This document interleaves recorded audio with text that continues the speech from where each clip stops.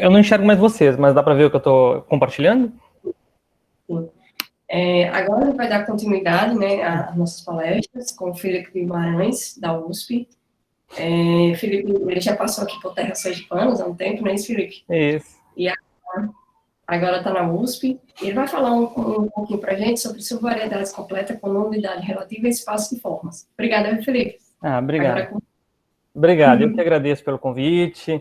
É um prazer estar no congresso da UFS. Passei um ano aí, gostei muito.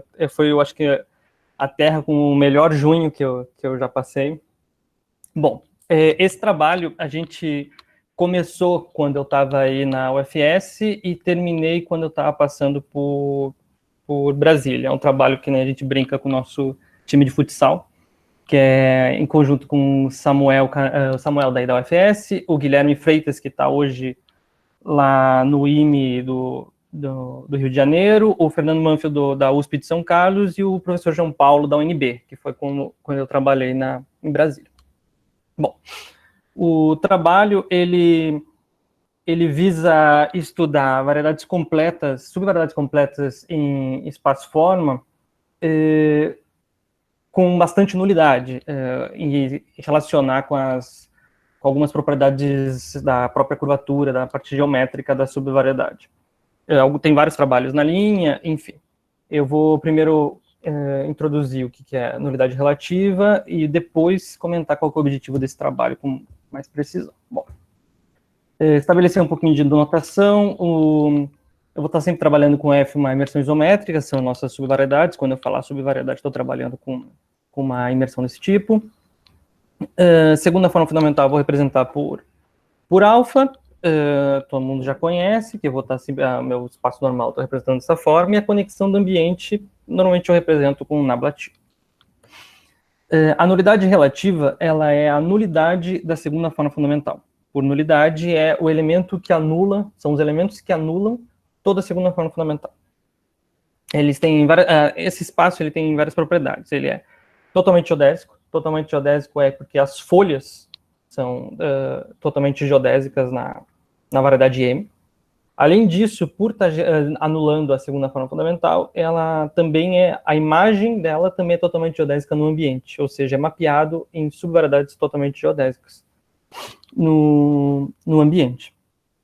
Bom, eu vou estar trabalhando bastante com a dimensão dessa distribuição. Eu estou representando com o índice de nulidade relativa,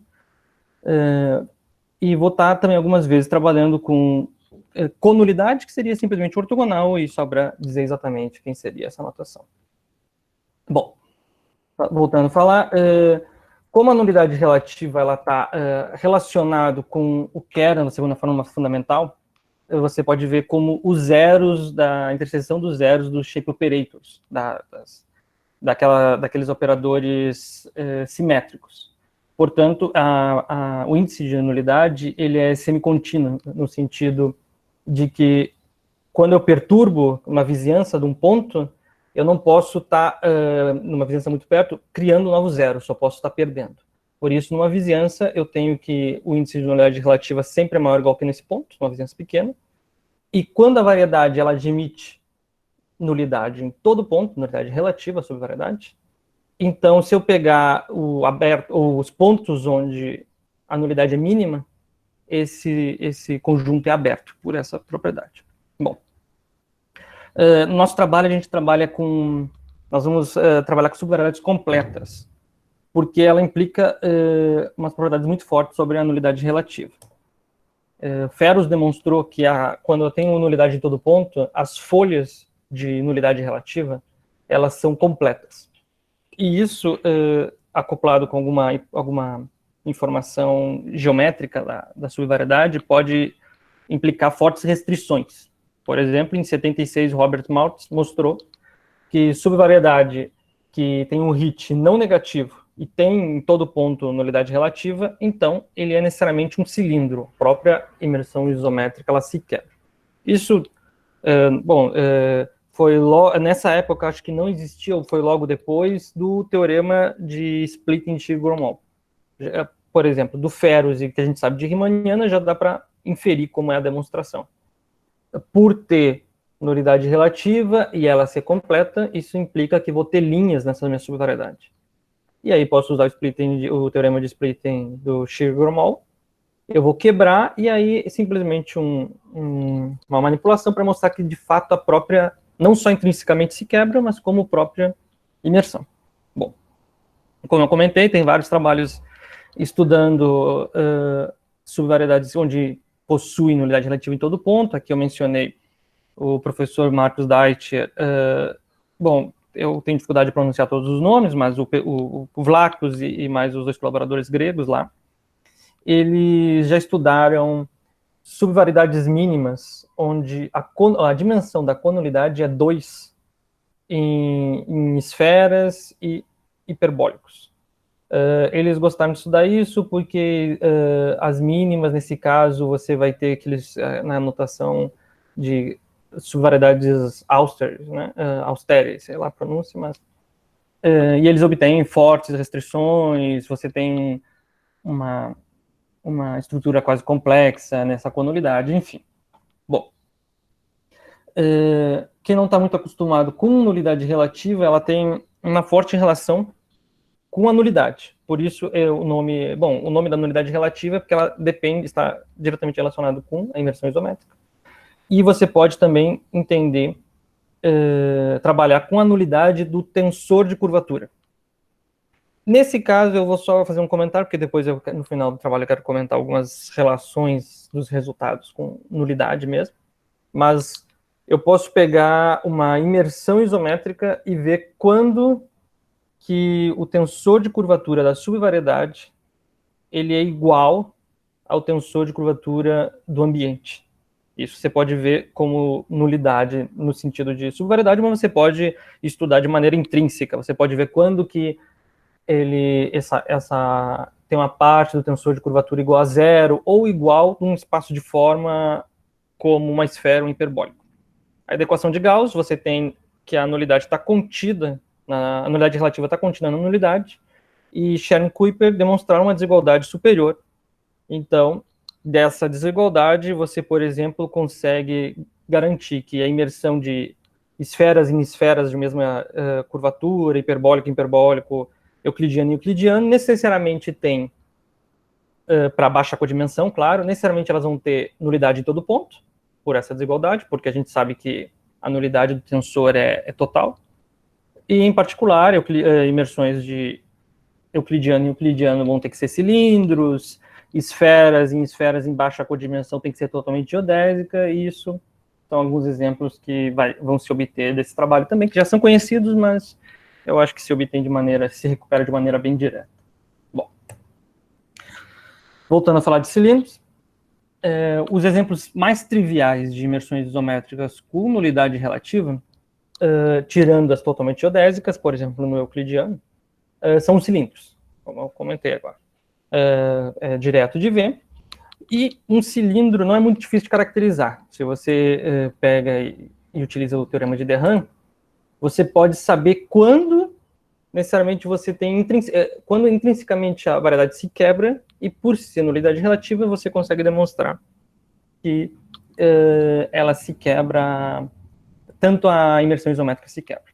Eu vou daqui a pouco fazer um comentário, mas, ou seja, uma forma de ver isso é estudar essa derivada, ou seja, a derivada dos vetores da distribuição de nulidade em relação à conulidade. Por que basta estudar isso?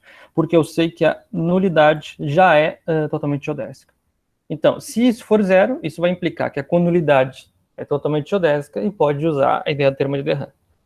Observe que aqui, nesse caso, para ter coisas desse tipo, eu preciso estar trabalhando com imersões em espaço de forma, porque aquela questão que as folhas têm que ser simplesmente conexas para utilizar, mas existe o teorema de De Haen para subvariedades, um análogo. Enfim. Então, o objetivo desse trabalho, esse operador, por assim dizer, fixando um T, isso me dá um operador.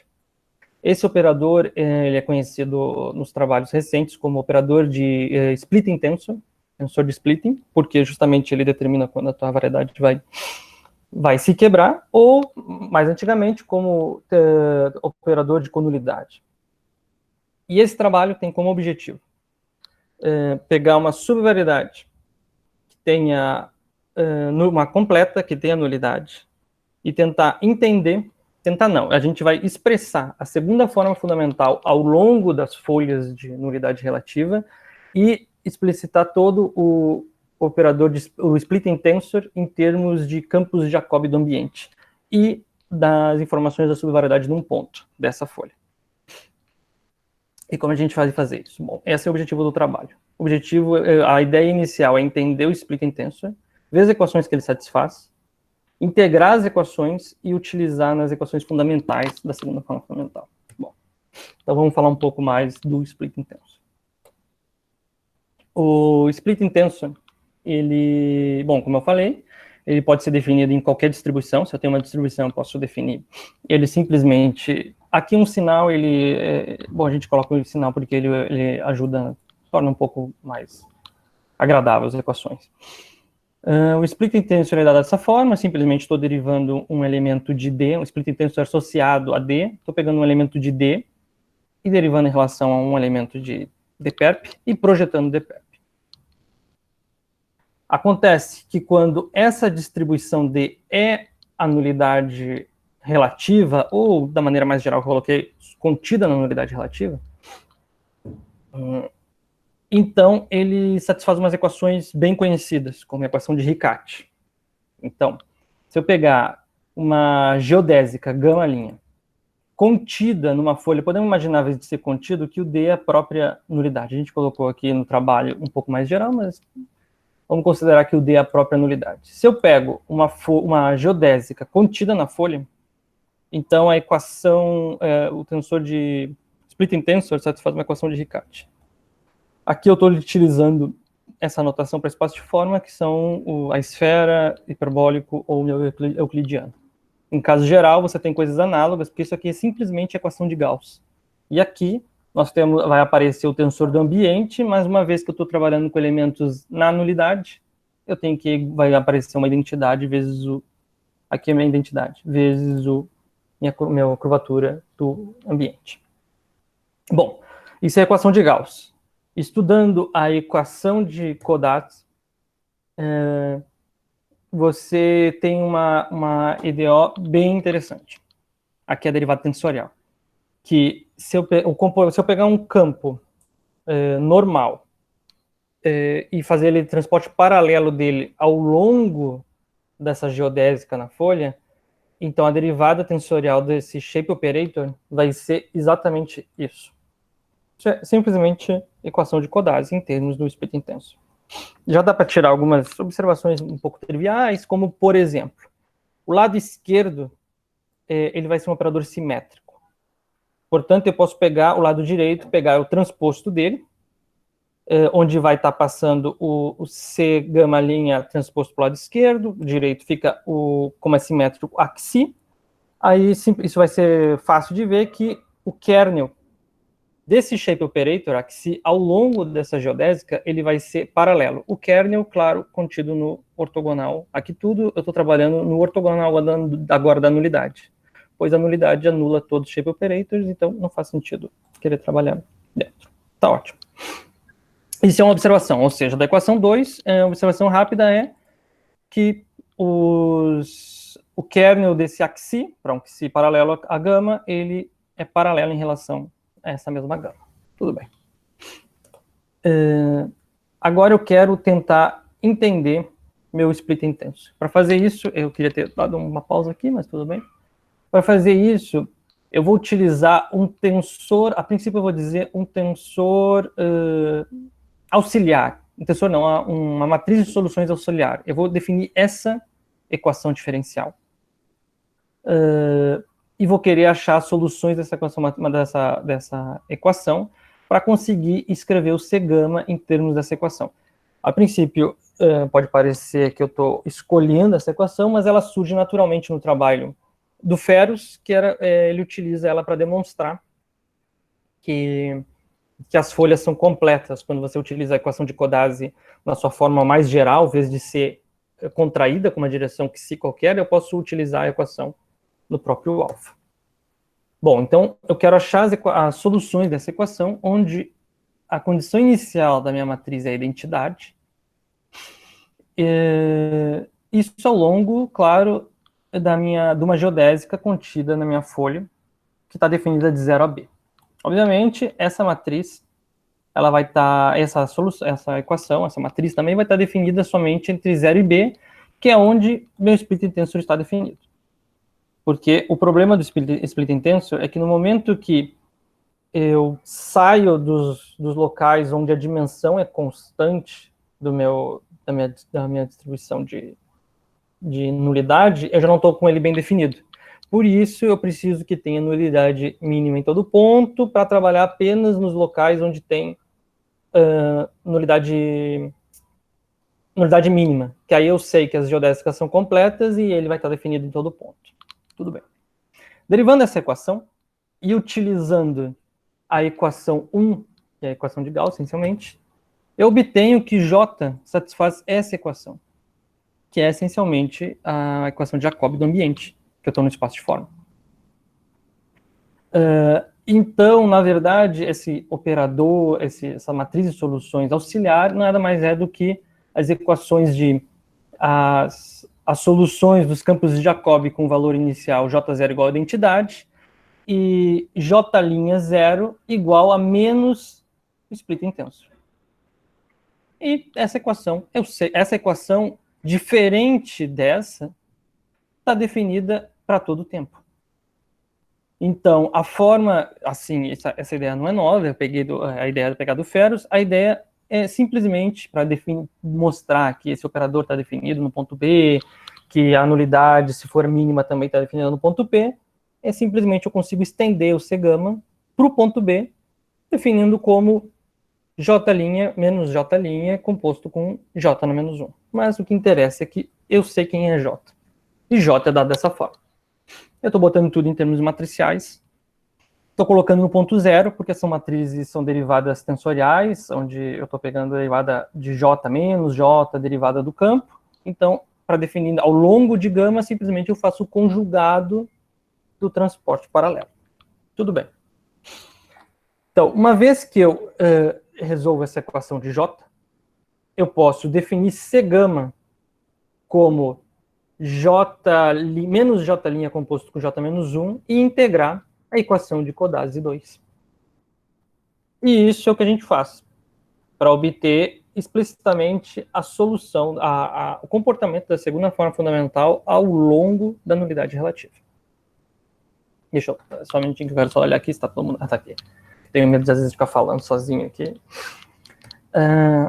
Tá ótimo. Então eu vou colocar a proposição, teorema, em que diz exatamente como se comporta a segunda forma fundamental. O que interessa aqui são as equações 6 e 7, que já vou dizer, é que eu botei todo o enunciado, mas eu vou dizer exatamente o que interessa. A equação 8 é simplesmente a contração da equação 7. Então, se eu pego uma subvariedade de um espaço de forma, vamos supor, aqui eu peguei e dei uma subdistribuição da nulidade relativa totalmente geodésica. Podemos pensar que eu dei a distribuição de nulidade relativa. E se eu pegar uma folha, uma geodésica contida em uma folha, aqui não preciso nada de completo. Então, necessariamente, esse tensor definido daquela forma, com aqueles valores iniciais, o tensor de Jacobi ao longo dessa geodésica tem que ser invertível, porque, essencialmente, se ele não fosse, ele teria que ser 0, teria que não ser invertível desde o ponto inicial, mas o valor inicial dele é 1, por unicidade. Então, ele é invertível pelo menos em 0 e b, e o splitting tensor é dado exatamente dessa forma, que é aquela equação. Mais do que isso, quando eu integro, a segunda forma fundamental, ela é dada dessa forma. Ou seja, se eu pego um ponto, eu consigo pegar as soluções dos campos de Jacobi do ambiente, pego um ponto onde tem, e eu consigo determinar a segunda forma fundamental ao longo das folhas. Tá ótimo. Bom, a princípio parece um pouco técnico, mas já posso obter algumas conclusões diretas, já muitas conhecidas, mas diretas simplesmente de integrar essa equação. Vamos lá. Por exemplo, Vamos pensar no caso de subvariedade na esfera, C maior ou igual que zero. Se o comprimento dessa geodésica, vamos botar C igual a 1, for maior ou igual que π, ou seja, eu tenho uma geodésica que vai e encosta num ponto na sua antípoda, meu splitting tensor não pode ter autovalores reais. Isso pelo comportamento de J. Porque se ele tivesse um autovalor real, e eu tenho que o tempo varia pelo menos de 0 a π, no caso C igual a 1, em algum momento J vai deixar de ser invertível, vai ter que ter uma singularidade. E nesse caso não pode. Portanto, eu sei que não pode ter autovalores reais. Bom, em particular não pode ser simétrico. Além disso, se meu B ainda é maior que π, para qualquer direção normal que eu pegue e faça transporte paralelo, o número de autovalores positivos e negativos nessa geodésica contida na folha tem que ser o mesmo. Isso se dá pela última equação 8. Porque se ele encosta na antípoda, eu posso ver quem que é o J de π. J de π, simplesmente eu vou estar invertendo o sinal para -1. Então, no ponto da antípoda, eu vou ter que o axi é menos o axi inicial, e por aquele argumento que eu falei, o kern é paralelo, então o número de autovalores positivos se preserva e o de negativo se preserva. Como eu tenho uma inversão de sinal, eles necessariamente têm que ser o mesmo. Por que eu estou comentando esse resultado? Isso é um artigo, esse resultado é um artigo do professor Marcos Deitcher com o Gromol, em que eles obtêm alguns corolários interessantes, que se no final eu posso comentar, e que são nada mais do que a equação 8. Então é uma coisa bem simples. No caso C menor ou igual que zero, eu posso repetir esse argumento, só que agora eu tenho apenas uma limitação dos autovalores de C gama. Por exemplo, se em vez de pegar uma geodésica completa para os dois lados, pego um raio, para o caso em que C menor ou igual que zero, posso vir repetir exatamente os meus argumentos. Agora eu tenho cossinos e sinos hiperbólicos, como eu estou indo para mais infinito, eu tenho uma limitação dos autovalores de gama. Se aqui é menos infinito até, vamos botar aqui -1 até 1, e se isso aqui for uma linha, eu vou ter de -1 até 1. É uma observação interessante, mas ainda eu estou comentando aqui, nossas principais contribuições desse trabalho são quando o ambiente ele é hiperbólico. Aí não, os resultados não estavam feitos. Bom, vamos comentar. A gente dividiu nossos resultados essencialmente em 3, que são as subvariedades que completas de espaço de forma que tem uma grande, a dimensão o índice de nulidade é muito grande, então isso implica fortes restrições. Eu já vou dar a motivação antes de anunciar. Depois relaciona essa primeira hipótese, ela pode parecer um pouco técnica, mas depois eu substituo essa hipótese por hipóteses na curvatura, na minha verdade, e relaciono com o problema que originou esse trabalho. E por fim, faço uns comentários sobre a integrabilidade da conulidade. Bom, primeiro, eu vou voltar lá, tudo está em cima daquele J. Vamos lá para a matriz J, por exemplo. Observa que aqui eu peguei uma geodésica, uma linha que está contida na distribuição de nulidade. A princípio eu poderia pegar qualquer outra. Quando eu tenho uma nulidade muito grande, eu possuo muitos splitting tensors dessa forma. E eu posso pegar e fazer combinações deles. E a gente observou que quando eu tenho uma subvariedade completa, esse raio eu posso pegar ele, essa geodésica eu posso pegar ela definida para todo o tempo. Então eu posso pegar várias combinações e elas não podem ter autovalores reais. Isso implica uma forte restrição. Então, eu não posso ter uma nulidade muito grande. Repetindo o argumento para cá, em vez de ter algo dessa forma, eu posso conseguir controlar para um tempo infinito com coisas do tipo exponenciais. E aí, o meu J, os campos de Jacobi do ambiente, não sei se estava falando Killing, mas é Jacobi. Os campos de Jacobi do ambiente, eles acabam, meu J-1 acaba indo para zero.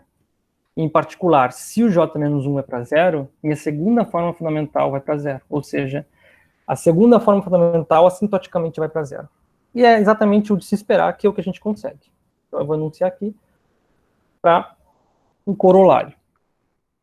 Que são as, seja uma, agora sim completa, seja uma subvariedade completa de uma variedade, de um espaço de fome.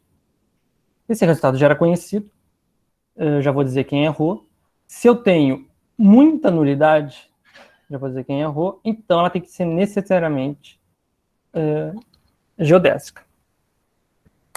Quem é esse rho? Esse rho, se eu pego as matrizes K por K e um subespaço onde todas as matrizes são invertíveis, com exceção da nula, e pego a dimensão máxima desses tipos de subespaço, eu vou chamar de rho de K. Isso está relacionado com o número de Radon-Hurwitz. Então eu vou dar duas formas, eu vou dar duas demonstrações alternativas do número 1, para qual se achar melhor. Se a nulidade for maior que esse valor, então ela é totalmente geodésica. No caso do hiperbólico, se a nulidade for maior que esse valor, já vai ficar bem claro por que esses valores. Então, em alguma geodésica, a segunda forma fundamental vai para zero. Ou seja, ela não tem uma curvatura extrínseca longe do zero. Em alguma geodésica, ela vai ter que estar se anulando, uma coisa assintótica. Como que é a demonstração? A demonstração é simples. Vamos pensar no caso C maior ou igual que zero. Eu vou botar essa demonstração desse tipo para ficar mais parecida com o caso C menor que zero, e depois vou olhar bem meu tempo e qualquer coisa eu dou a demonstração alternativa um pouco mais geométrica desse caso. Bom, então vamos pegar o caso C maior ou igual que zero e que F não é totalmente geodésica. Então, para cada fixando um ponto, pego a nulidade, pego um ponto na nulidade mínima e vou considerar o mapa linear, que ele sai desse espaço e vai em todos os endomorfismos da conulidade. Eu vou pegar um elemento da nulidade, vou pegar o splitting tensor e vou somar com um elemento com uma identidade. Qual que é o objetivo? O objetivo é encontrar uma matriz que seja singular aqui, e se é singular aqui, implica que o splitting tensor necessariamente vai ter que ter um alto valor. E a gente já sabe que não pode ter alto valor, senão J é singular. Então, eu coloquei exatamente a hipótese que eu preciso.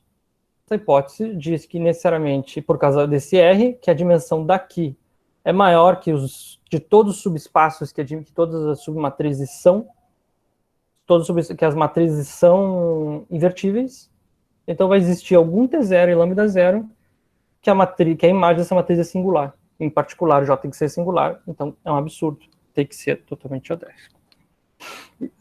Aí eu vou, no final, venho aqui e comento de novo. Existe uma forma alternativa que é a encontrar vários campos linearmente independentes numa esfera. E você tem uma limitação topológica por isso, que está relacionado com esse ρ, que Radon-Hurwitz é exatamente análogo. Mas eu botei a demonstração dessa forma para ficar em contraste com o caso C menor que zero. Bom, eu posso repetir a ideia. Porém, agora eu não posso simplesmente adicionar, porque, bom, na equação de J, eu quero encontrar alguma direção, alguma geodésica, que o J menos 1 vá para zero. Ou seja, que o J seja essencialmente dominado por uma exponencial, e essa exponencial acabe indo para zero. Então, eu vou pegar nulidade, mais matrizes skew-symmetrics, mais um R, e vou nos endomorfismos. Minha hipótese é aquela porque eu quero justamente que a imagem seja maior, a dimensão eu quero que necessariamente tenha um elemento no kernel desse operador L. Então, eu peço justamente isso. Isso implica que a dimensão desse espaço é maior que desse. Então, vai existir uma direção T0 que vai ser gerado por uma identidade mais uma skew-symmetric.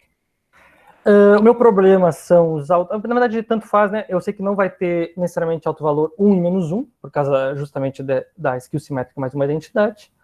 Eu escolho T0 ou menos T0 se necessário, apenas para que o 1 não seja um alto valor desse splitting tensor. Aí, nesse caso, eu vou lá no J, posso jogar o meu splitting tensor dessa forma e consigo mostrar que, de fato, o J menos 1 tem que ir para zero. essencialmente. E, por isso, utilizo aquela equação mais técnica e tem que ir para zero. Bom, a princípio, tudo pareceu muito artificial. Mas existe hipóteses geométricas que me implicam a existência de nulidade relativa. Por exemplo, pensar o caso... Vamos botar aqui, né? Pensar o caso... uma hipersuperfície com uma dimensão n maior ou igual que 3, de um euclidiano com curvatura menor ou igual que zero. Bom, se ela tem curvatura menor ou igual que zero em uma hipersuperfície, eu posso ver o shape operator diagonalizado, e aí eu sei que não pode ter mais duas direções principais que não se anulam. Porque senão eu vou achar duas de mesmo sinal, quando eu pego aquela curvatura seccional naquele plano, a curvatura necessariamente vai ser maior.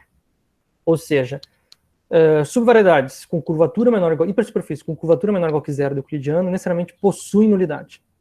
E isso vale para a codimensão mais alta. Isso é um trabalho do Flory, do Luiz Flory, lá do INPA, que essencialmente vale uma desigualdade mais geral, que é, aqui eu esqueci de mencionar, mas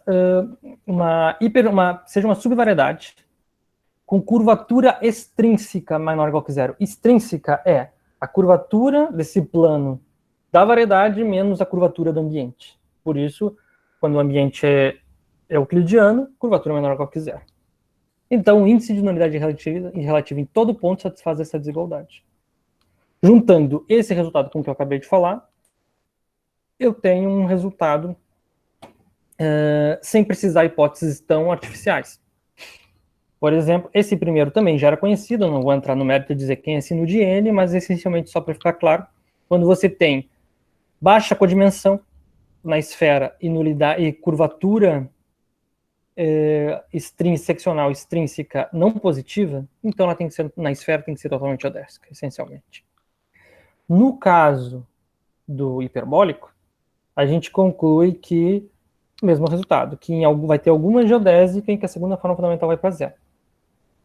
Baixa é como fosse baixa codimensão e curvatura extrínseca não positiva, ela tem que ser assintoticamente zero, totalmente geodésica.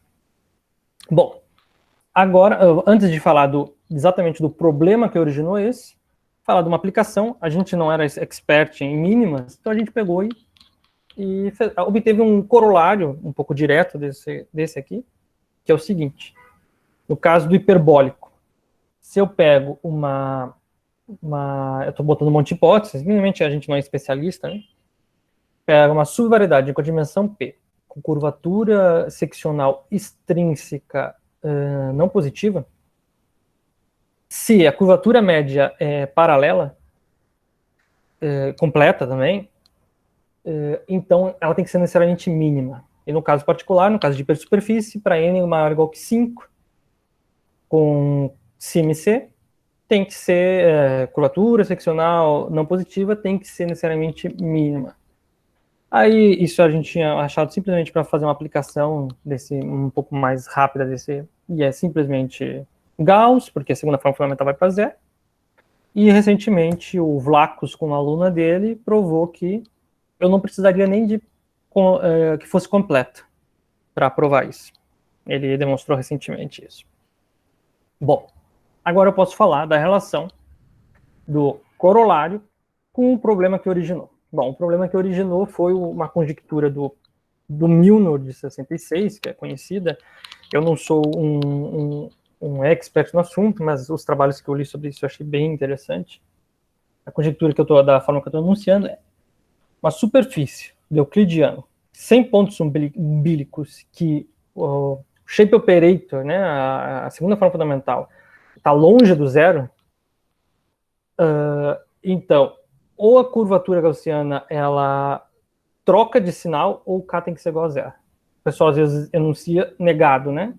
Se a curvatura não troca, se o K é diferente de zero, a curvatura não troca de sinal, não é igualmente a zero e não troca de sinal, ou seja, K menor ou igual que zero, vai ter que ter ponto umbílico.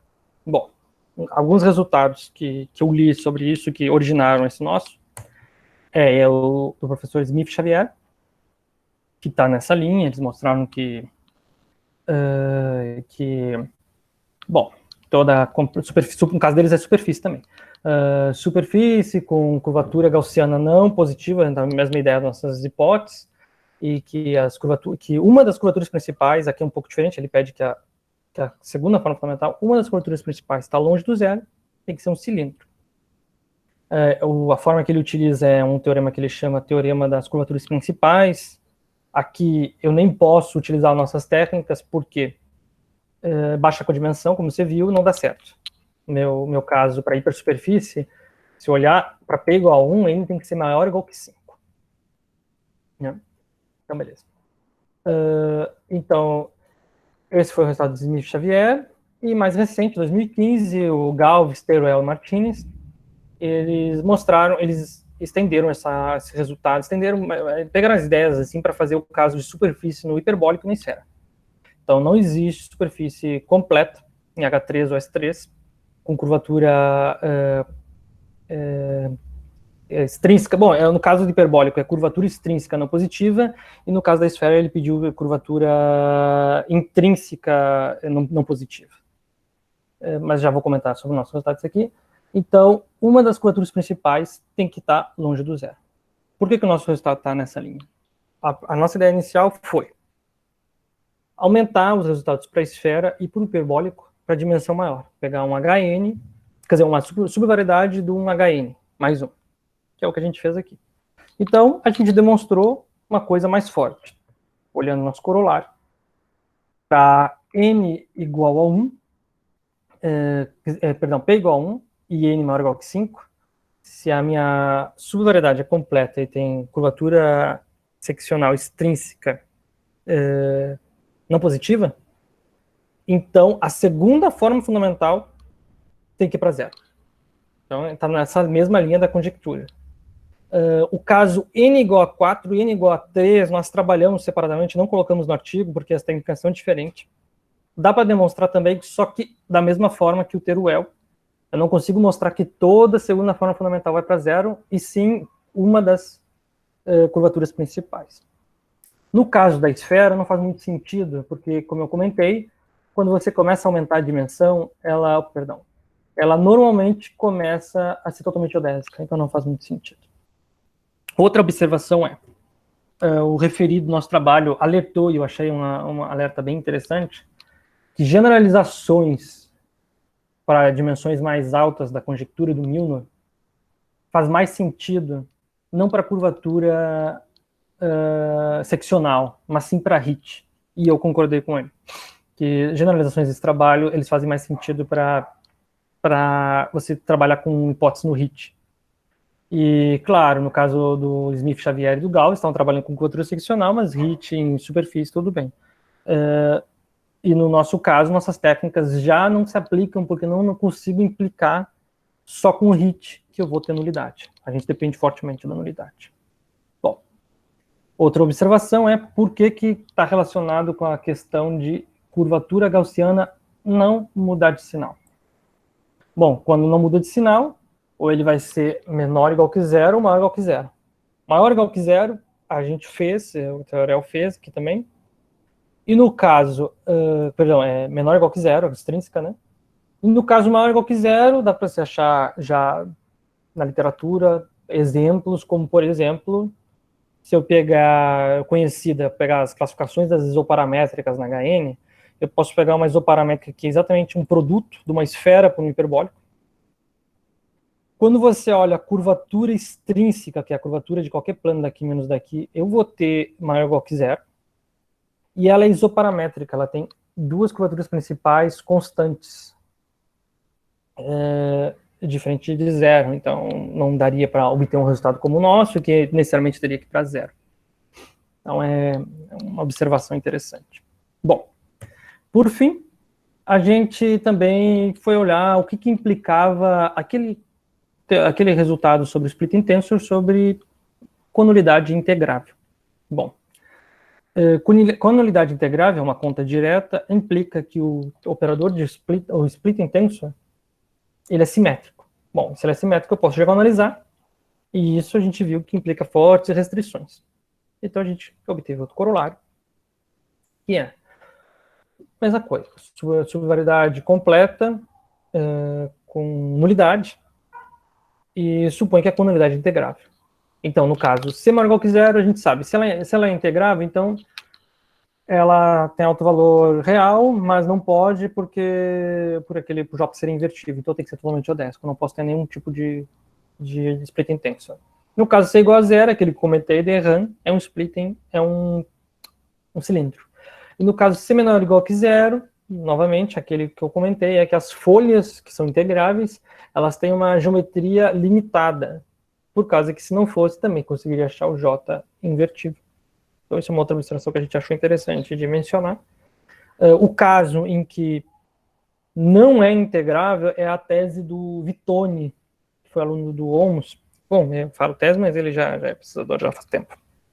E ele estuda o caso que ele chama de completamente não integrável, que é você consegue achar sempre, na variedade, dá 2 pontos, você sempre consegue achar uma curva que ela sai transversal a todas as folhas de nulidade. Bom, antes de encerrar aqui, eu queria comentar umas observações sobre as equações de splitting tensor. Bom, primeira coisa que você pode pensar é por que, quando você jogou as equações de splitting tensor, você trabalhou com a equação de Gauss e de Kodarski, e não a de Hit, por exemplo. Bom, na verdade, é porque a gente não achou o resultado interessante, mas se você olhar e for fazer com toda a conexão do ambiente, a equação real que é válida é essa aqui, aquela EDO. Quando eu restringo para campos paralelos, quer dizer, no tangente, que eu obtenho aquela equação, desculpa que eu tenho que voltar tudo, não estou acostumado ainda com... Eu volto para aquela equação 2. Essa é exatamente aquela equação onde eu estou projetando a minha... Então, eu teria um análogo, uma EDO análoga para a conexão normal, mas a gente não obteve resultados nisso, mas alguém precisa, essa é uma observação que eu acho interessante. Então, uma vez que você tem o splitting tensor, você, além de ter a informação completa da segunda forma fundamental, você também tem da conexão normal. Sobre a nulidade intrínseca, vários resultados aqui, é muito forte que eu utilizo subvariedade, o ambiente ser um espaço de forma, porque as folhas totalmente geodésicas são espaços de forma, são coisas simplesmente conexas, enfim. Mas muitas das ideias de achar restrições na dimensão, em espaços, se aplicam para também nulidade do tensor de curvatura. Esses são trabalhos que o Maltz fez, não sei se é aluno dele, mas já faz tempo, 60 e poucos, onde eles estudaram o que eles chamam de K, nulidade dos tensores de curvatura, e eles obtêm resultados. Você tem comportamentos muito análogos. A dificuldade é garantir que trabalhar nos espaços que a nulidade seja constante. Então, você vê trabalhos que, o pessoal que trabalha com isso, em nulidade só, como o Ohms recentemente, eles pedem hipóteses como variedade homogênea, para que você necessariamente tenha o índice de nulidade, agora a nulidade intrínseca, não relativo, constante. Mas, que essencialmente é isso, não era assim tão pesado a parte técnica, assim, elaborado como da Fernanda, confundo, né? Mas é isso que eu queria apresentar. Bom, esqueci de botar o slide de agradecimento. Obrigado.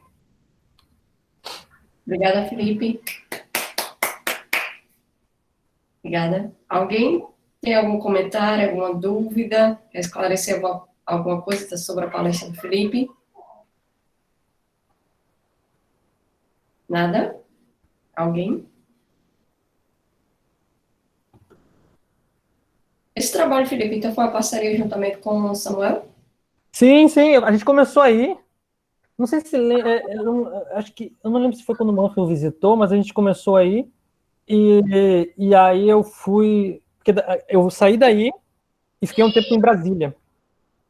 Sim. E aí em Brasília eu comecei a trabalhar com o João Paulo e a gente estava começando a trabalhar, aproveitou e deu um gás nesse trabalho.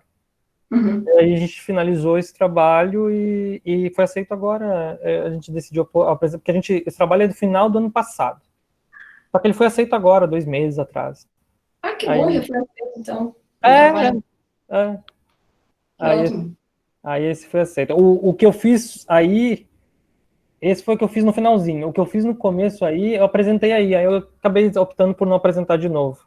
Que é um com o Bruno, lá da UEL, que também foi aceito. Ele tá legalzinho, aquele trabalho também. Bom, que bom, então. Parabéns para Obrigado, vocês. obrigado. Alguém quer comentar alguma coisa?